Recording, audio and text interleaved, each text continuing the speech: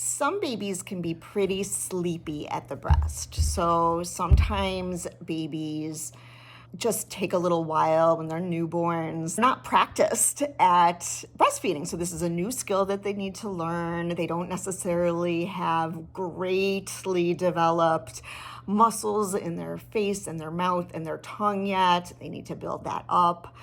Preterm babies or late preterm babies, so those are babies that are born like 35, 36 weeks, even 37 weeks. Those are early term babies.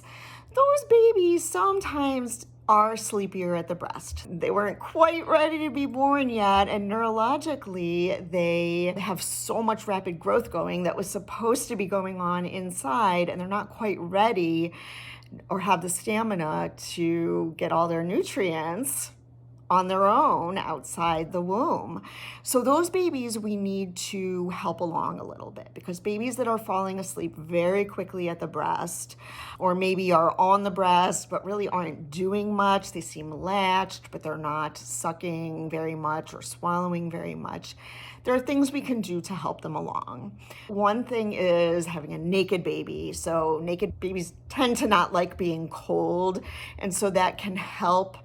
Just the colder can help them stay awake, but also that skin to skin helps babies stay awake too. Now, it can sometimes backfire, and for some babies it's just very comforting and they fall asleep from skin to skin, but a lot of the time with eating, having that baby skin to skin with you can be very helpful. Another thing is, I remember learning this from somebody, when was this? Med school, about the one-handed breast pump. So babies, let's say, babies laying there breastfeeding and their little arm is sitting there and just picking up the arm up and down, that can sometimes just keep a baby awake. Tickling the baby, tickling the feet, things like that. Most of us have seen that. But here's a big one that can really help with babies that are just a little slower, sleepier, or pokier at the breast for any reason. Because there are older babies or babies that are full term who may be doing this as well. Because something's not quite working, they're really struggling to get that milk out. So one thing you can do is something called nursing with compressions. So what that means is, let's say latched and maybe sucking, maybe not, is that while your baby is there, you can be doing some gentle compressions of your breast, okay? In any of the areas, it doesn't really matter. Not hard, not any way to the point where it would be painful for you, but you can do that as your baby is nursing. And there's different rhythms that you can use. Sometimes people will wait until their baby seems to be paused and not sucking to do a compression to kind of trigger the baby to eat. What that does is it pushes just a little bit of milk into the baby's mouth that can remind the baby, oh, you're supposed to be eating here, but also does a little bit of work for those babies that maybe need to get a little bit stronger.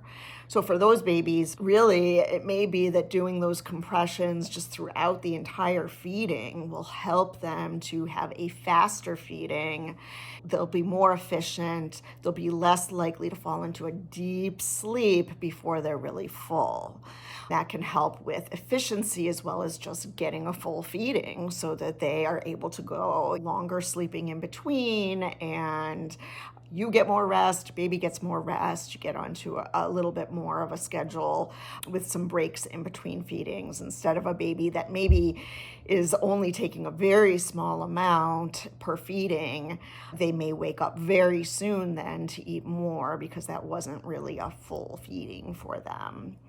Another thing that these compressions can help with is knowing when your baby is done at the breast. So if a baby is eating really well and you're maybe having to do these compressions or even not needing to do the compressions, but your baby is in a good rhythm, and I have another video that I'm going to post that shows what a good eating rhythm is, then when your baby starts to slow down and maybe is taking a long break and not really coming back from the break, or is doing a lot of sucks and not much swallowing, or taking a break after every single swallow, then that baby might just be getting towards the end of a feeding.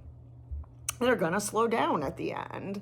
And so doing a compression, let's say that baby takes a break right after one little swallow, which usually we want babies to swallow more times before taking a break, then doing a compression can guide you as to whether your baby's really done. So if you do that compression and your baby just starts eating really well again, lots of sucks, lots of swallows, they weren't done. They just maybe needed a little reminder that they are there and eating, or a little wake up.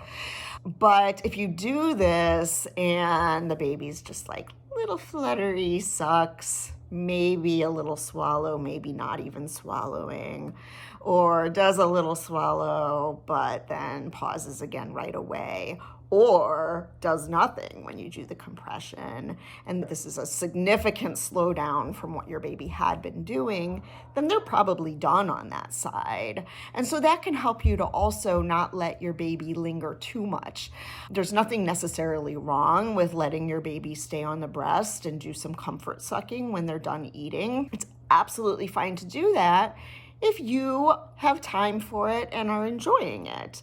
But if you're exhausted and you really just kind of want to get to the end of this feeding so that you can put your baby down and you can get some rest or eat or take a shower or whatever else you need to do, which is usually the case, however enjoyable breastfeeding can be, we need breaks in between and we need to live our lives. And so to a certain extent, we want these breastfeeding sessions to get as efficient as possible.